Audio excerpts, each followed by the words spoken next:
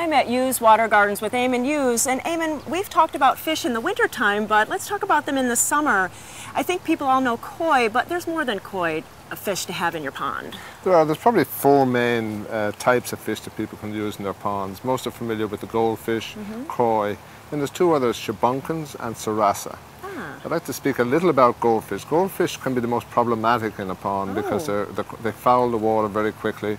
They reproduce very quickly. If you happen to get a male and female in there, they have a lot of fun, and soon you'll have hundreds of babies in your pond, quickly fouling your water and stirring up sediments and making your water murky.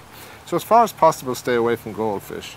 If you want something that looks like a goldfish, in the same family is a fish called the Sarasa, which has the beautiful, I have some laid out here that we can look at. They have the same coloration as the goldfish, but very often have some pure white markings as well on them, which makes them very, very attractive. They're very pretty. And what about the Shubunkins? The Shubunkins I sort of jokingly refer to as poor man's koi. They have the same coloration of many koi, but they never get much more than 8 or 9 inches long in small ponds, whereas a koi can get to be 2 feet or 3 feet. Wow. So it can overwhelm a small pond area. The Shubunkins, you can get the same effect and coloration as the koi, and I say if you get 2 or 3 of them nose to tail, it looks like a large koi because they do tend to shoal. They also reproduce, but not as bad as the goldfish. So you can catch some of them, give them off to your friends. That's nice.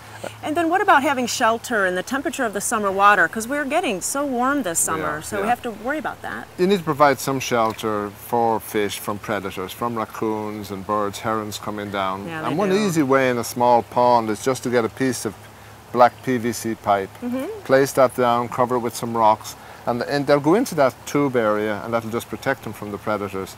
Make it long enough that a raccoon, if he's in the pond, can't reach up from side to side, and that'll keep them safe that way.